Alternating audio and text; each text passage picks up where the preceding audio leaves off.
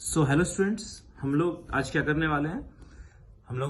हम वही क्वेश्चंस कर रहे हैं। हम लोग अभी पढ़ के आ रहे हैं atoms, molecules, moles, ions, electrons, protons, neutrons, इन सब की बातें कर रहे हैं। बेसिक बेसिक से सिंपल सिंपल से क्वेश्चंस कर रहे हैं। इतने एटम्स हैं तो इतने मॉलिक्यूल्स हैं तो इतने एटम कितने होंगे, इतना मास दे रखा है, मोल्स कितने होंगे, मॉलिक्यूल्स कितने होंगे, इलेक्ट्रॉन कितने होंगे, प्रोटॉन कितने होंगे, न्यूट्रॉन कितने होंगे। यही सारी बातें हम लोग करते आए हैं, यही कर रहे हैं ना। ओके, तो ध्यान रखना ये सारी चीजें बहुत ज्यादा इंपॉर्टेंट है। मैंने बताया था कि ये बिल्कुल बेसिक है।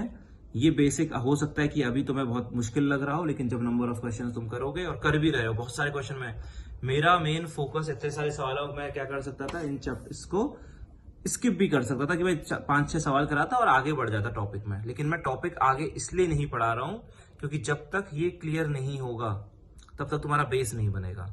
तो इसलिए जितनी मेहनत हम शुरुआत में कर सकते हैं, जितना ज्यादा सवाल कर सकते हैं, उतना आसान रहेगा हमारे लिए। ठीक है, इसलिए मैं मेन फोकस जो रखता हूँ वो ये रखता हूँ कि पहले शुरुआत में जो नंबर ऑफ क्वेश्चन हो वो बहुत सारे करा दिए जाए। ठीक है, असाइनमेंट भी प्रॉपर मिल रहे हैं, तो प्लीज तुम सबसे मैं कह रहा हूं कि जो असाइनमेंट तुमको दिए जा रहे हैं वो प्लीज खुद से जरूर करने हैं। ठीक है, जो मैं क्वेश्चंस कराता हूं वो तो समझ में आ ही जाता है क्योंकि बेसिक मैथमेटिक्स ही लगती है, लेकिन जो मैं कराऊंगा वो तो आ ही जाएगा। लेकिन जब तक खुद उस सवाल को करने की, नए सवाल को खुद करने की कोशिश नहीं करोगे, चैप्टर आगे नहीं बढ़ पाएगा। ठीक है, क्योंकि क्वेश्चन को करने में क्या अप्रोच रहती है वो तुम्हें खुद को सीखना है। वो तुम्हें तभी समझ में आएगी जब तुम खुद से करोगे एक क्वेश्चन को। ठीक है, तो इसलिए असाइनमेंट जो दिए जा रहे हैं वो प्रॉपरली करो। हम क्या है आज करने एक तो क्वेश्चन 2-3 क्वेश्चंस भी करेंगे, उसके साथ कुछ नए टॉपिक्स भी समझेंगे उसके बारे में ना, सिंपल सिंपल से टॉपिक्स भी देखेंगे। ठीक है, ओके, तो स्टार्ट करते हैं हम लोग। पहला क्वेश्चन है मेरा, 10 moles of CO2 contains, 10 mole CO2 के अंदर क्या होगा। 4 ऑप्शन दे रखे हैं। पहला ऑप्शन है 120 ग्राम ऑफ कार्बन, दूसरा ऑप्शन है 6.022 इंटू 10^24 एटम्स ऑफ ऑक्सीजन, तीसरा ऑप्शन है 10 into Na molecules of CO2 और चौथा ऑप्शन है 20 gram atom of oxygen, 20 gram atom oxygen के होंगे। ठीक है, ग्राम एटम का मतलब तुम्हें पता ही होता है क्या होता है, मोल्स होते हैं। तो 10 मोल CO2 में क्या होगा, कर लेते हैं बेटा। पहले CO2 के बात कर रहे हैं हम लोग। CO2 के कितने मोल्स दे रखे हैं बेटा, 10। तो number of moles of CO2 is equal to 10। हमें किसका मास बताना है इसमें, पहले ऑप्शन में देखो, मैं 1 बाय 1 एक एक ऑप्शन देखता जाता हूं। इसमें 120 ग्राम कार्बन दे रखा है, मतलब मैं कार्बन का मास निकाल लेता हूं, क्या 120 है या नहीं है। अगर है तो आंसर हो जाएगा, वरना नहीं होगा। ठीक है, तो कितने ग्राम कार्बन होगा, तो CO2 के मोल्स दे रखे थे 10, लेकिन CO2 के मोल्स से कोई फायदा नहीं है, हमें मोल्स चाहिए किसके, कार्बन के। इस फॉर्मूले को अच्छे से देखो। अब इस फॉर्मूले को अगर तुम देख रहे हो तो CO2 के कितने मोल्स दिख रहे हैं, 10। एक CO2 में कितना कार्बन है, एक CO2 में कितना कार्बन है, एक CO2 में कितना कार्बन दिख रहा है, एक ही तो दिख रहा है। एक CO2 में एक कार्बन है, तो अगर 10 मोल CO2 है तो कार्बन भी कितने मोल होगा, 10 मोल ही तो होगा।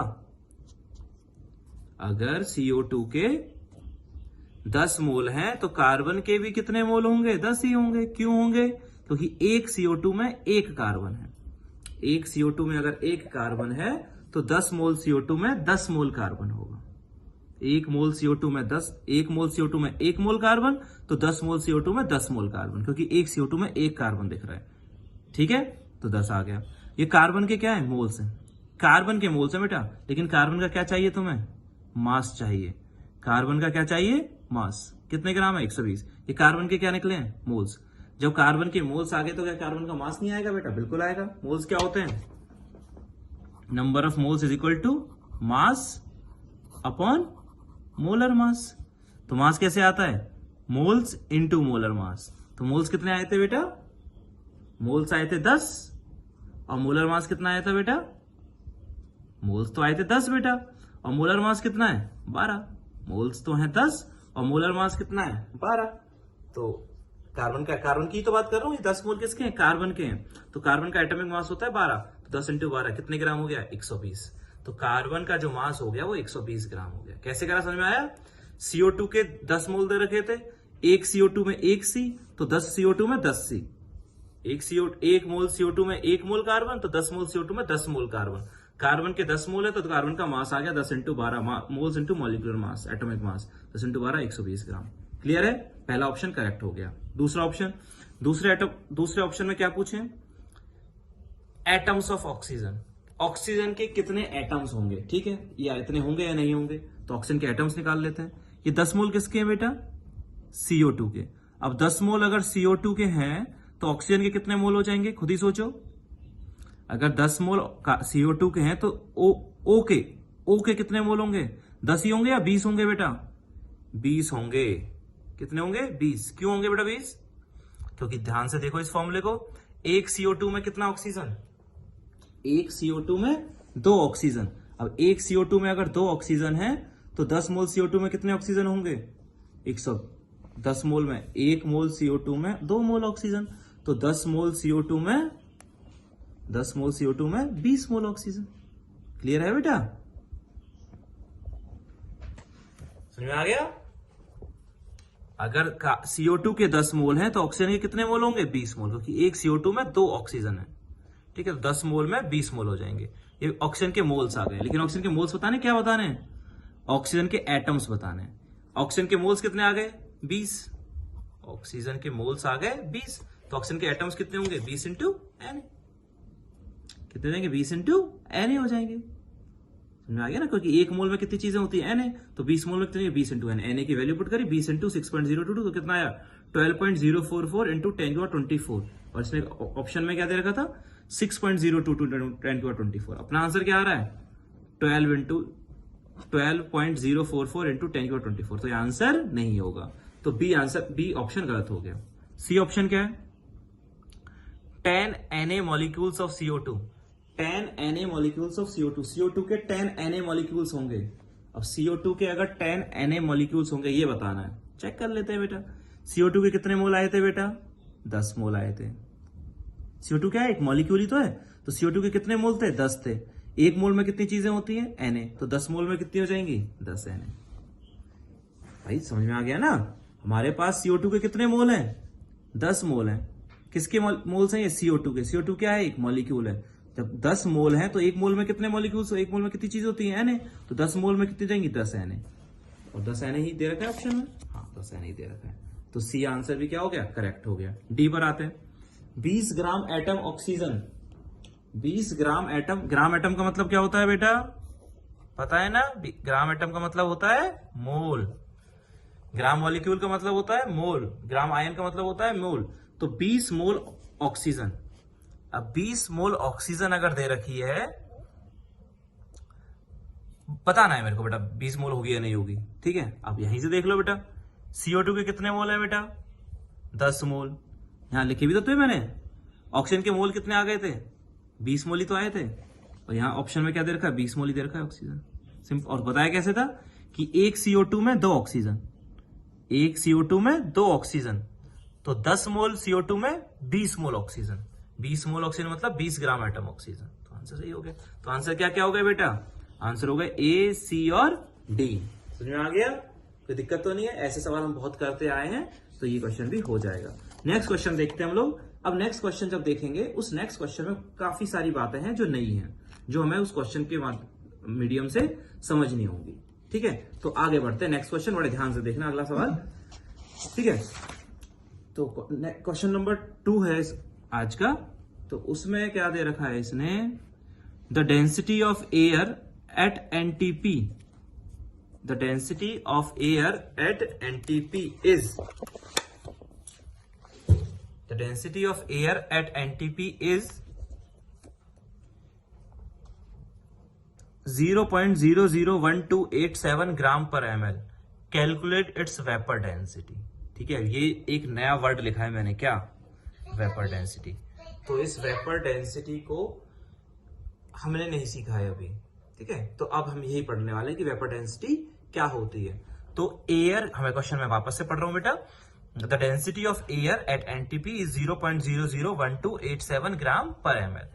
NTP पर एयर की डेंसिटी दे रखी। डेंसिटी तो हमें आती है, डेंसिटी क्या होती है, मास अपॉन वॉल्यूम। तो यूनिट दे रखी है इसने, ग्राम पर ml, मास पर यूनिट वॉल्यूम। ठीक है, तो एयर की डेंसिटी गिवन है, हमें उसकी वेपर डेंसिटी निकालनी है। तो और NTP तो मैं कंडीशन याद ही है।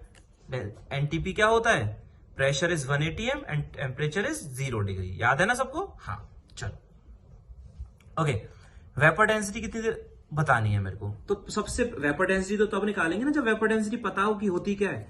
तो मैंने वेपर डेंसिटी की डेफिनेशन लिखी है यहां पर, क्या होती है, पहले मैं डेफिनेशन पढ़ देता हूं फिर समझाऊंगा। It is the ratio of density of a substance to the density of hydrogen gas at same temperature and pressure condition. It is the ratio of density of a substance to the density of hydrogen gas at the same temperature and pressure condition. इसका मतलब है किसी substance की vapour density का मतलब होता है, किसी सब्सटेंस की वेपर डेंसिटी का मतलब होता है उस सब्सटेंस की डेंसिटी और हाइड्रोजन गैस की डेंसिटी का रेशियो। वेपर डेंसिटी का मतलब होता है उस सब्सटेंस की density divided by hydrogen gas की डेंसिटी। इसको क्या बोलते हैं हम लोग, वेपर डेंसिटी बोलते हैं। वापस बोलो, जिस सब्सटेंस की ये वेपर डेंसिटी पूछना चाहता है तो वेपर डेंसिटी का मतलब होता है उस सब्सटेंस की डेंसिटी अपॉन हाइड्रोजन गैस की डेंसिटी सेम प्रेशर और टेम्परेचर पर। मतलब इस सब्सटेंस की डेंसिटी जब तुम जिस प्रेशर और टेम्परेचर पर निकाल रहे हो उसी टेम्परेचर और प्रेशर पर हाइड्रोजन गैस की डेंसिटी भी निकालनी है। ठीक है, इस रेशियो को ही क्या बोला जाता है, वेपर डेंसिटी बोला जाता है। अब बताओ वेपर डेंसिटी की यूनिट क्या होगी। कोई तुमसे बोले वेपर डेंसिटी की यूनिट क्या होगी, देखो वेपर डेंसिटी क्या, डेंसिटी अपॉन डेंसिटी है, तो वेपर डेंसिटी की यूनिट तुमको हर कोई आसानी से बता देगा, it is a unitless quantity. कैसी क्वांटिटी होती है, यूनिटलेस होती है, क्योंकि ये तो डेंसिटी का रेशियो है। डेंसिटी का क्या है, रेशियो है, इसलिए यूनिट कोई आएगी नहीं। ठीक है, वापस बोलो वेपर डेंसिटी क्या होती है, जिसको नहीं समझ में आया सिंपल सी बात है, वेपर डेंसिटी का मतलब होता है उस सब्सटेंस की डेंसिटी अपॉन हाइड्रोजन गैस की डेंसिटी सेम प्रेशर और टेम्परेचर पर। ठीक है, याद रखना ये डेफिनेशन। ठीक है, काम क्या आएगी वेपर डेंसिटी, काम क्या आएगी, तो मैं क्या करने वाला हूं, अब एक फॉर्मूला ड्राइव करने वाला हूं। पहले इस डेफिनेशन को याद रखोगे, इस फॉर्मूले को याद रखोगे, vapour density is the ratio of density of the substance and density of hydrogen gas eight same temperature and pressure condition.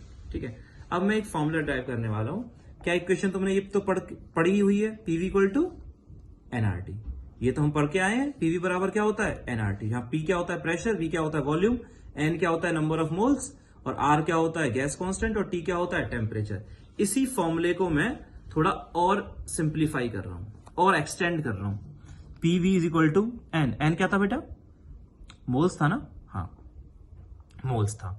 और मोल्स निकालने के तरीके का मैंने पहला तरीका लिखाया था तो मोल्स कैसे निकालते थे, अगर मास गिवन हो तो, जब मास गिवन है तो मोल्स कैसे निकाले थे, गिवन मास अपॉन मोलर मास, यही करा था। तो मैंने गिवन मास को तो लिख दिया स्मॉल एम से, मोलर मास को मैंने रिप्रेजेंट कर दिया कैपिटल एम से। ध्यान रखना, मैंने स्मॉल एम तो मास लिखा है और कैपिटल एम क्या लिखा है, मोलर मास। तो PV is equal to small m upon capital M into R T, given mass upon molar mass, वही मोल्स होते हैं। ठीक है, अब मैं अगले स्टेप में क्या कर रहा हूं, अगले स्टेप में मैं इस वॉल्यूम को इधर भेज दे रहा हूं। तो वॉल्यूम इधर जाएगा तो किसमें चला जाएगा, डिवाइड में। तो P is equal to small m upon V, small m upon V into R T upon capital M. कोई दिक्कत तो नहीं है, P is equal to m upon V, R T upon capital M. ठीक है, ये क्या है बेटा, एम स्मॉल एम ऊपर ही दिख रहा है, मास। ये क्या है बेटा, वॉल्यूम। मास अपॉन वॉल्यूम क्या होता है, हाँ जी, mass upon volume, mass upon volume क्या होता है, डेंसिटी लिख दिया बेटा मैंने। Pressure is equal to density into क्या, आर टी बाय एम। ठीक है, अब क्या करा मैंने, इस कैपिटल एम को मैं इधर ले गया, कैपिटल एम को इधर ले गया, तो क्या फॉर्मूला बन गया, PM is equal to D R T. क्या फॉर्मूला बन गया, PM is equal to D R T. तो जैसे हमें इक्वेशन याद होती है PV is equal to nRT, उसी तरीके से ये इक्वेशन भी हमें याद रखनी है। कौन सी, PM is equal to D R T, जहां पर पी क्या है बेटा, प्रेशर, एम क्या है बेटा, कैपिटल एम है, ध्यान से देखो कैपिटल एम मैंने यहां क्या लिखा था, मोलर मास। तो एम क्या है, मास नहीं है, ये क्या है, मोलर मास या एटॉमिक मास। डी क्या है, डी क्या है, डेंसिटी, आर क्या है, गैस कांस्टेंट, और टी क्या है, टेम्परेचर। तो एक नई इक्वेशन आ गई, पीएम बराबर डी आर टी। याद रखोगे, PM is equal to D R T. ठीक है, आगे बढ़ते हैं बेटा। अभी सवाल नहीं किया है मैंने, अभी सवाल को करने के लिए पहले मैं थ्योरी पढ़ा रहा हूं। ठीक, आ जाओ। वेपर डेंसिटी का फॉर्मूला क्या लिखा था अभी, density of the substance upon density of hydrogen gas, density of the substance upon density of hydrogen gas. ठीक है, अभी इक्वेशन क्या ड्राइव की थी एक और, पीएम बराबर डी यहां से डेंसिटी किसकी इक्वल हो जाएगी बेटा, अगर देखें तो डेंसिटी हो जाएगी, इस आरटी को इधर भेज दो तो क्या हो जाएगी, पीएम अपॉन आरटी।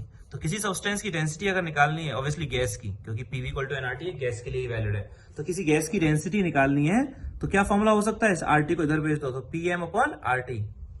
एम याद है ना, मास नहीं है, मोलर मास है। तो डेंसिटी ऑफ सब्सटेंस को क्या लिख दोगे, पीएम अपॉन आरटी। ये कैपिटल एम मॉलिक्यूलर मास किसका आएगा, सब्सटेंस का, कोई डेंसिटी भी उसी की निकाल रहे हो, अपॉन में हाइड्रोजन गैस की डेंसिटी क्या आएगी, PM upon RT, PM upon RT. लेकिन मोलर मास अब किसका आएगा, H2 का। और P और T मैंने दोनों जगह सेम क्यों लिख दिए, क्योंकि मैंने डेफिनेशन में पढ़ा था, vapour density is the ratio of density of a substance and density of hydrogen gas eight same pressure and temperature. मतलब जिस प्रेशर और जिस टेम्परेचर पे तुम इस सब्सटेंस की डेंसिटी निकाल रहे हो, उसी प्रेशर और उसी टेम्परेचर पर किसकी डेंसिटी निकालोगे, हाइड्रोजन की। इसलिए P और P दोनों सेम होंगे, कैंसिल कर दिए।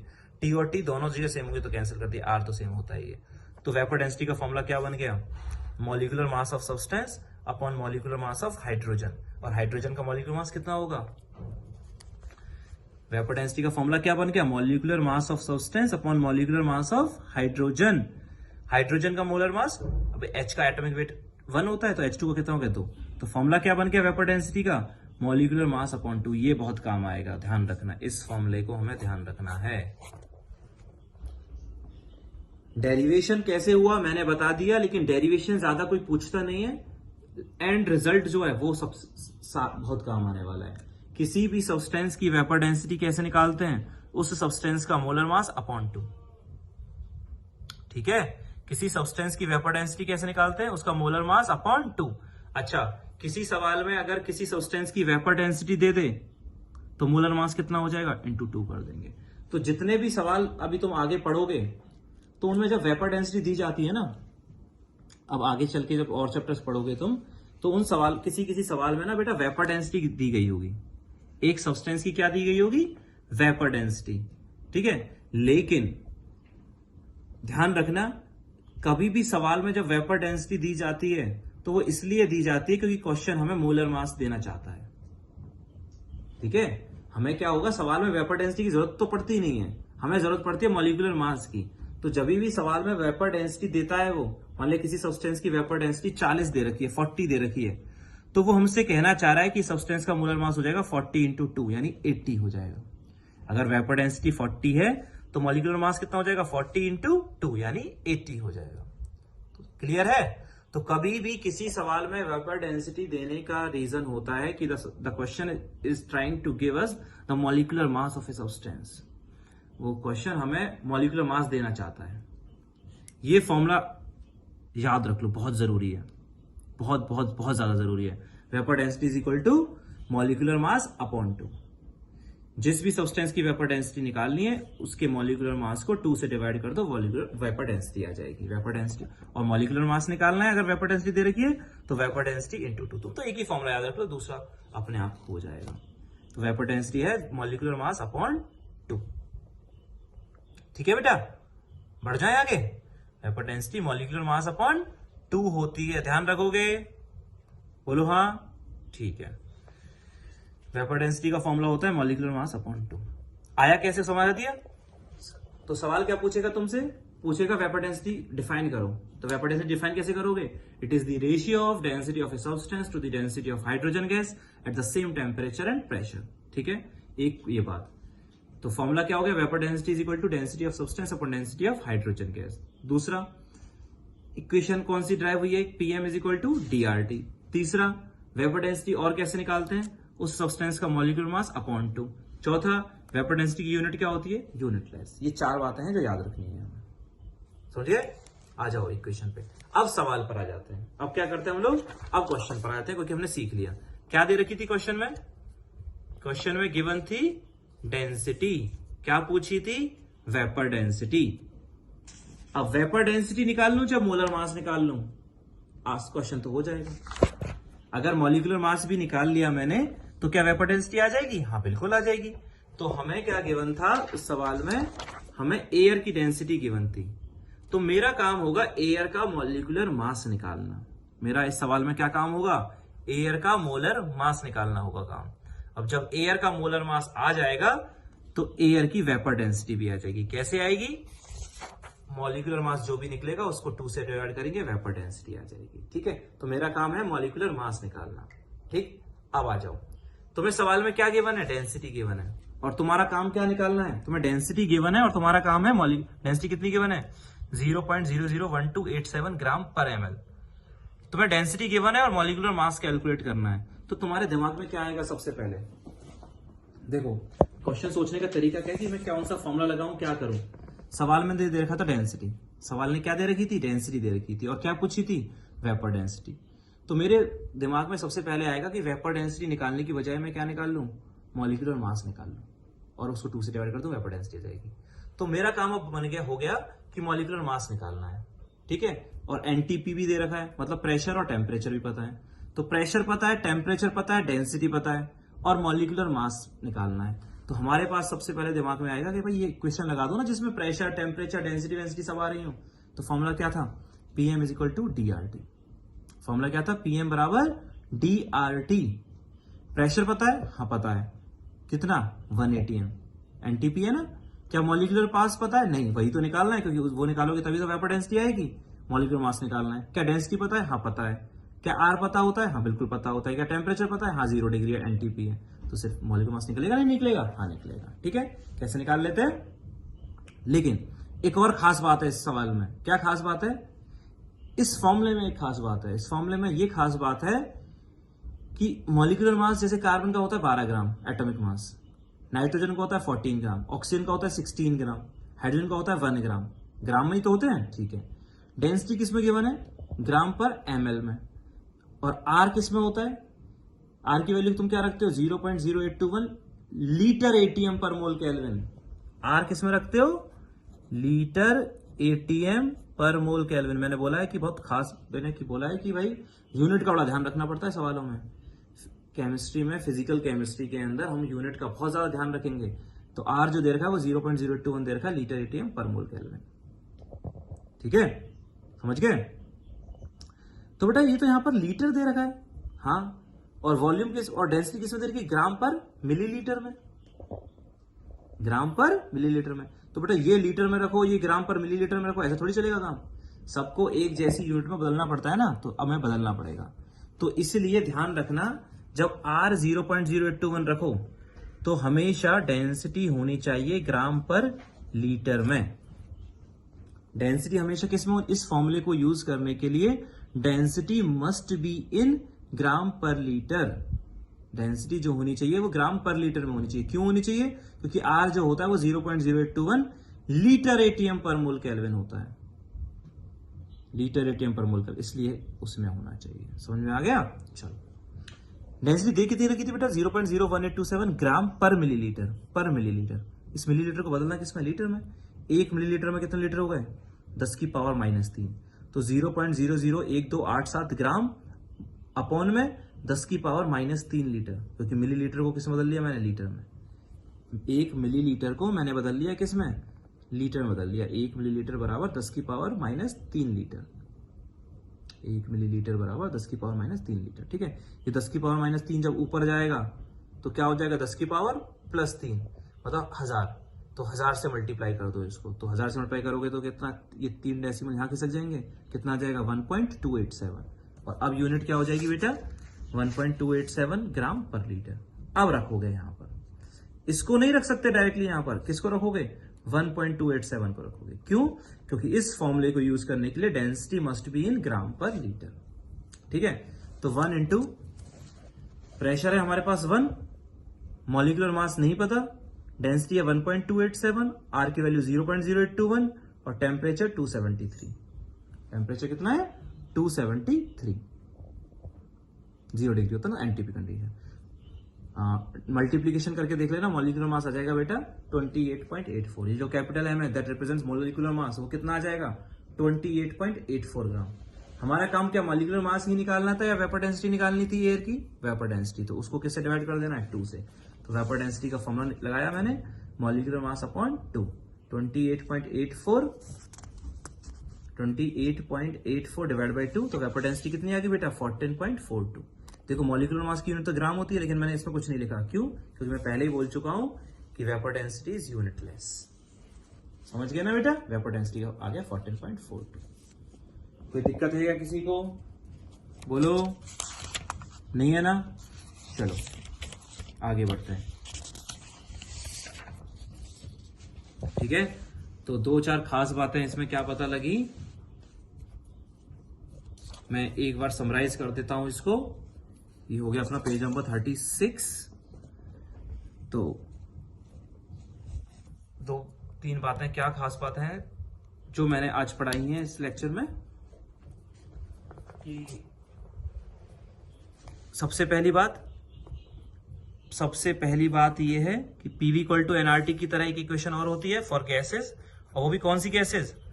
For ideal gases. क्या? PM is equal to DRT. PM बराबर किसके इक्वल होता है? पीएम किसके इक्वल होता है? डीआरटी के इक्वल, जहां पर एम क्या होता है? मोलर मास। हाँ, और डी क्या होती है? डेंसिटी, जो किस में रखनी पड़ती है? ग्राम पर लीटर में। और आर की वैल्यू तो पता ही होती है 0.0821 लीटर एटीएम पर मोल केल्विन। प्रेशर एटीएम में, टेम्परेचर केल्विन में। ठीक है, पहली खास बात ये है। तो गैसेस के लिए, आइडियल गैसेस में बता चुका ना पहले कि मैं इसको और डिटेल में पढ़ाऊंगा, चौथा चैप्टर कराऊंगा केमिस्ट्री का। ठीक है, लेकिन अभी तो हमें यही याद रखना कि गैसेस के लिए वैलिड है। ठीक है, ओके। तो यहां से हम लोग क्या निकाल सकते हैं? मॉलिक्यूलर मास निकाल सकते हैं, डेंसिटी निकाल, जो भी तुम्हें चाहिए, लेकिन इसका खास बात इस फॉर्मूले की क्या है? डेंसिटी किस में होनी चाहिए? ग्राम पर लीटर में। ये बहुत खास बात है, ये जरूर पता होनी चाहिए। ठीक है, दूसरी बात क्या था? वेपर डेंसिटी जो आती है वो किसके इक्वल आती है? Density of substance upon density of hydrogen gas. Substance की डेंसिटी अपॉन हाइड्रोजन गैस की डेंसिटी, इसी को क्या बोलते हैं हम लोग? वेपर डेंसिटी बोलते हैं। सब्सटेंस की डेंसिटी अपॉन हाइड्रोजन गैस की डेंसिटी, उसी को क्या कहा जाता है? वेपर डेंसिटी कहा जाता है। तीसरी बात क्या होगी बेटा? Vapour density is unitless. Vapour density जो होती है वो क्या होती है? यूनिटलेस होती है। ठीक है, और चौथी बात, vapour density is equal to molecular mass divide by 2। Vapour density क्या होती है? मॉलिक्यूलर मास अपॉन 2 के बराबर होती है। तो वेपर डेंसिटी होगी किसी सब्सटेंस की, वो कैसे भी निकाल लिया करेंगे हम लोग? मॉलिक्यूलर मास अपॉन 2 से निकाल लिया करेंगे। ठीक है, और वेपर डेंसिटी कैसी होती है? यूनिटलेस। तो ये 4 खास बातें हैं जो एक सवाल में हमने सीखी हैं। एक ही सवाल कराया था मैंने, जो लास्ट वाला सवाल मैंने कराया था, उसमें ये 4 बातें हमने सीख ली। समझ गए? पहली बात क्या कि भाई पीवी बराबर एनआरटी जो इक्वेशन होती है उस जैसी एक इक्वेशन और होती है पीएम बराबर डीआरटी, जहां पर P is pressure, capital M is molar mass. ये आया कैसे वो मैंने सिखा दिया था। आया कैसे वो याद हो जाए बेटर है, ना हो तो भी कोई दिक्कत नहीं, इक्वेशन याद होनी चाहिए। पीएम बराबर डीआरटी, जहां पर M is molar mass, D is density. खास बात क्या है डी की? Density should be in gram per litre. अगर नहीं है तो बदलना पड़ेगा। जैसे हमने सवाल दिया था उसमें डेंसिटी ग्राम पर एमएल में दी थी, तो मैंने उसे बदल लिया था ग्राम पर लीटर में, तो बदल लिया था। आर गैस कांस्टेंट होता है 0.0821, टेम्परेचर होता है जो केल्विन में रखा जाता है। ठीक है, तो कभी भी तुम्हें इन चारों में से कुछ, या तो प्रेशर ना दिया होगा, ना या कभी मोलर मास नहीं दिया होगा, या कभी डेंसिटी नहीं दी होगी, या कभी टेम्परेचर नहीं दिया होगा, कैलकुलेट कर सकते हैं। जैसे इस सवाल में हमें प्रेशर भी दे रखा था, डेंसिटी भी दे रखी थी, टेम्परेचर भी दे रखा था, आर तो पता ही होता है, तो क्या निकाल लिया था? मोलर मास निकाल लिया था। क्या निकाल लिया था? Molar mass. और मोलर मास जैसे ही निकाला था उसको किससे डिवाइड कर दिया था? 2 से डिवाइड कर दिया था, तो क्या आ गई थी? वेपर डेंसिटी आ गई थी। जो भी मोलर मास आया था, we divide that molar mass by 2 and we get the vapour density. हमें वेपर डेंसिटी मिल जाती है। वैसे वेपर डेंसिटी होती क्या है? वेपर डेंसिटी होती है उस सब्सटेंस की डेंसिटी अपॉन हाइड्रोजन गैस की डेंसिटी। ठीक है, मैं इतनी बार ये सारी बातें इसलिए रिपीट करता हूं कि भाई हर बच्चे को एग्जैक्ट पूरा का पूरा समझ में आ सके। ठीक है, उस सब्सटेंस की डेंसिटी अपॉन हाइड्रोजन गैस की डेंसिटी। इसीलिए वेपर डेंसिटी की कोई यूनिट नहीं होती है। इससे ज्यादा का जो काम का फॉर्मूला है वो ये फॉर्मूला है कि vapour density is equal to molecular mass upon 2, उसका सब्सटेंस का मॉलिक्यूलर मास अपॉन 2 ये वेपर डेंसिटी होती है। और मैंने ये भी बताया कभी कभी सवालों में वेपर डेंसिटी दी जाएगी, वो इसलिए दी जाएगी क्योंकि वो सवाल हमें मॉलिक्यूलर मास देना चाहता है। कैसे? जो भी वेपर डेंसिटी दी जाए, मान लिया किसी सब्सटेंस की वेपर डेंसिटी 50 दी गई है, तो इसका मतलब वो देना चाह रहा है कि उस सब्सटेंस का मॉलिक्यूलर मास हो जाएगा 50 × 2 यानी 100 हो जाएगा। ठीक है, आगे हम लोग अब बेटा आई होप की सारा समझ गए होंगे। अब हम लोग अगला टॉपिक नेक्स्ट टर्न पे करते हैं। Thank you.